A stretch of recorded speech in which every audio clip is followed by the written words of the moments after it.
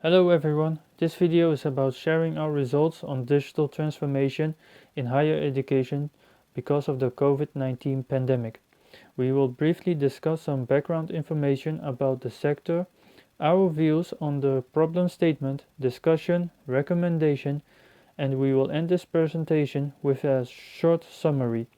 We hope you will enjoy this video. Based on the education and career topic, we have focused on higher education and will explain the reasons for this. In recent months, the concept of digital transformation has gained more attention because of the COVID-19 pandemic.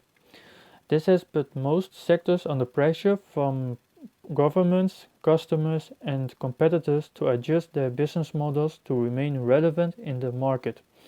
Multiple academic papers and consultancy reports have highlighted how each sector is affected by the COVID-19 pandemic and the challenges they face in digitizing their businesses. The sector that is the most disrupted in a short period of time was higher education, since it immediately initiated the digital transformation and had to adapt their governance, sourcing, process, and cybersecurity in order to provide online lectures and exams to their students. Now we move on to the next slide. Although many universities made a transition from offline education to online education, few academic papers and consultancy reports address the adaptation of IT governance and strategic sourcing, business integration process, and also cybersecurity.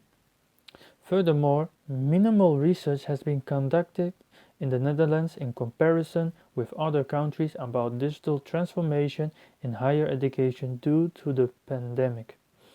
Therefore, our research focused on how the COVID-19 pandemic has disrupted Dutch higher education in various business and IT areas in order to close this knowledge gap. We choose to do a case study at Tilburg University. Because of its location, it has experienced the digital transformation and we were allowed to conduct interviews with their experts. In the next slide, we will discuss the results. As explained earlier, it is clear that COVID had a very huge impact on the school, just like it had on many other institutions. And based on that, just like every other institution, yeah, schools and Tilburg University, of course, had to take countermeasures in order to, yeah, confront the impact of COVID-19 and minimize its impact as well on the operation of the school. So what we found in our research was that the school was pushing for greater centralization and alignment with the introduction of new systems. These systems was in a bid to see that students still get the right quality of education which they are supposed to get, regardless of the coming of COVID-19. However, it was also observed that the motivation of students dropped during this period. Nevertheless, given the push towards online learning, it is of optimal importance for the school to also invest resources into cybersecurity so that they can deal with potential threats, given the impact of a cyber attack on the school and its operation. In conclusion, the research question of this paper was: what are the most important change factors for higher education to realize digital transformation in time of a disruption, and how do they influence each other? This question has been extensively tackled in this research. It's clear that the sudden occurrence of COVID-19 has led to changes within the UVT infrastructure, as well as the overall teaching processes. New systems have been added, and the standard way of working has significantly changed from offline to online, of course. This research has shown that lecturers, as well as students, have adapted well to these changes.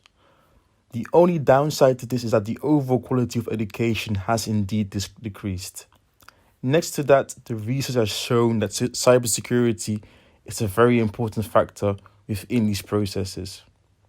The resilience of cybersecurity could potentially make or break the overall education system of the university.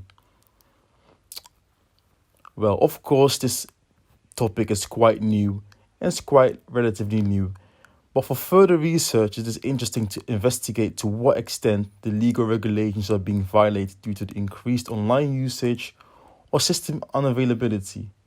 In addition, it is interesting to explore other business and IT areas that can be adapted into this,